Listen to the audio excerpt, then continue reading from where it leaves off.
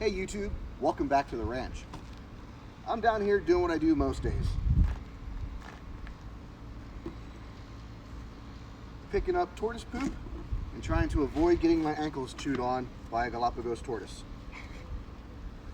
Both are never-ending efforts. Since I'm down here, I thought I would take some time to show you some of the expansion that I've done since the last time I made a video.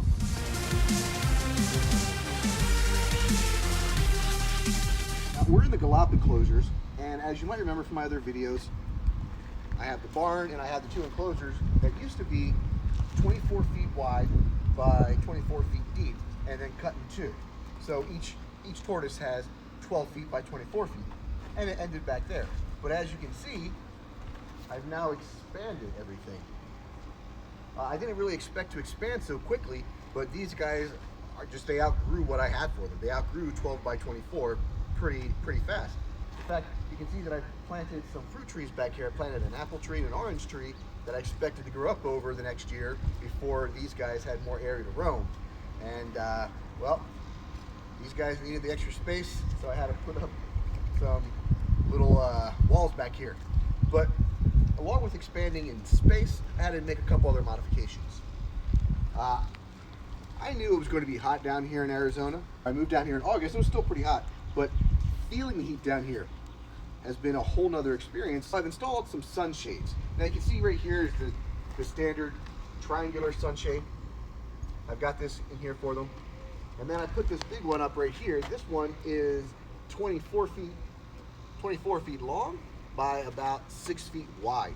And it used to sit up there. Unfortunately, the wind has pulled and ripped this around, so it's not quite as tall as it used to be, but you know what? It still gives them shade, so I'm not going to complain too much. To help cool them down in tandem with the shades, I've installed a misting system. This is just your standard misting system. You can get one of these at Lowe's, Home Depot, Walmart, order it offline. They're pretty widely available. Now, if it was up to me, I would have sprinklers turned on these guys, almost 24 hours a day when it's really hot. But my property receives its water from a well, so I have to be kind of thrifty when it comes to my usage of water. And when I bought the first set of these, I put it inside of a 1 gallon jug to test how much water comes out of these. And as it turns out, in an hour, about 1 gallon and maybe 1.5 gallons comes out of one of these at full blast. So between the Galapagos enclosure, the radiated enclosure, and some of the other new enclosures I'm going to show you, I have about 6 systems set up. So if I run all of these for an hour, I'm using up 7-8 gallons of water in an hour. Their big water dishes that you can see here are about 3 gallons each. So in reality, having one of these turned on for an hour is the same amount of water as filling up their water dish 2 or 3 times. So I don't see it as an overconsumption of this water. To facilitate this expansion, I changed up my build method a little bit. You can see it's much simpler than before. These blocks are sold at Home Depot. They're about $3. They stack up.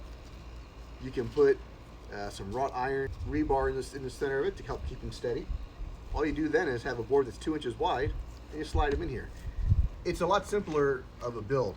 I didn't have to use a drill. I'd have to dig a hole for a trench. I'd have to put the post down about 1.5 feet in the ground. I just put these down and set these in there and then hammer in some rebar. It's pretty simple. And you can see they go all the way down to the back of my property.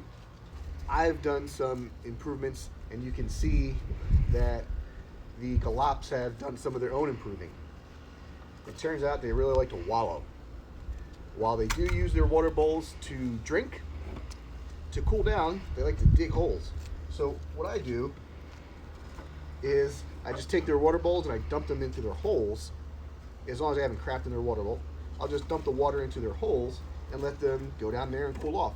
And what I found with my thermal cameras is when they're in their little pits, they're about 20 degrees, sometimes more, cooler than the outside air. So that means if it's 105 out here, 110, these guys are still pretty much down in the 80s when it comes to their body temperature, which, mid 80s is perfect for one of these Galapagos tortoises. This was just expansion of what you've already seen. Let me go take it to a new part of the yard where I've been able to get more of my tortoises outside in the natural environment. So right now we're on the side of my house, and this is where I've decided to build out some more enclosures. I'm currently standing in my redfoot enclosure, which is this section back here. And you can see all along the wall here, there's a lot of shade, so the grass grows great. The redfoots never ate hay from me before, but since they've been outside, they've been sitting here gnawing away and chewing on this grass. They just love this area over here. You'll notice the construction of this area is very similar to the expansion I did down by the Galops. A friend of mine works for a company that makes playgrounds. Sometimes stuff gets misdrilled or it's the wrong sizes and they have to get rid of it. And they had a whole bunch of it and said, hey, you want it? Come get it. And I drove about an hour and 20 minutes, and I picked up these really cool plastic boards. So that helped save a lot of money when it came to the expansion. I've installed sprinklers, and there's misting systems down here. The shade sails as well to help keep these guys at good temperatures. But something else that I do on a regular basis is I run a hose in the corners where they hang out. What I've done, you can see I've put mulch down.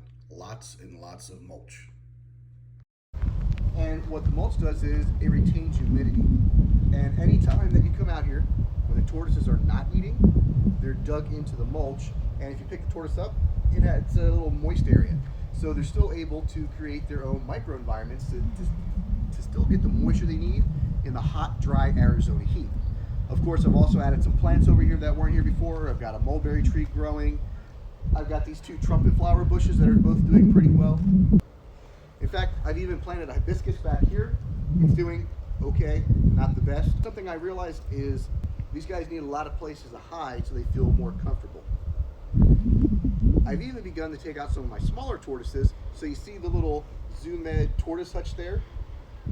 And I have a medium-sized waterland tub here. Now, I've mentioned I'm standing in the redfoot enclosure. So over here we have Kiwi.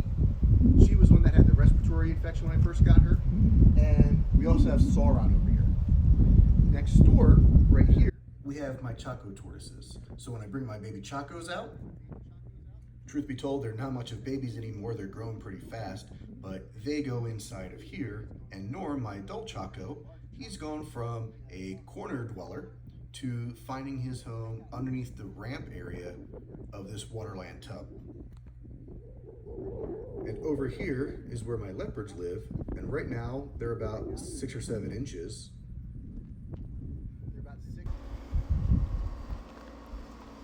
So right now you're looking at the Indian star tortoise paddock, and Andromeda is down there enjoying some vegetable refreshments. And over here we have Rigel, also enjoying vegetable refreshments. The total space that I'm using is maybe 40 feet by 30 feet.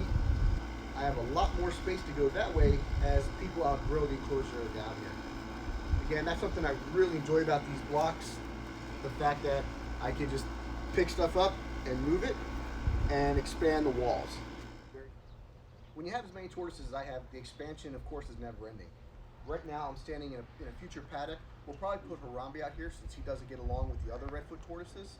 Maybe they don't speak the same language. Maybe they don't like his iris color. I don't know. But for whatever reason, those two will endlessly ram him for no reason that I can discern. So as his caretaker, it's my job to make sure he's safe. So right now, I'm building this out for him over here on the other side of my house. So we'll still have the shade of the house. You can see that grasses grow over here. Not quite as thick as over there, but once I add some water to it, it will. I've got these PVC pipes, so I'm going to expand my watering and misting systems, move some of that stuff over here, and of course I'll give him his own house or somewhere to hide over here to make him feel comfortable. It's been a while since I've made some videos, and I just wanted to share with you guys what I've been doing in all that time. In my absence from YouTube, I've clearly been quite productive. Many of my episodes spend a lot of time focusing on my tortoises, and of course, my channel is the Arctic Reptile Ranch. So in some future episodes, I'm going to show you some of the other non-tortoise reptiles that I take care of. I'm going to bring you guys along with me on one of my favorite activities, walking around here at night.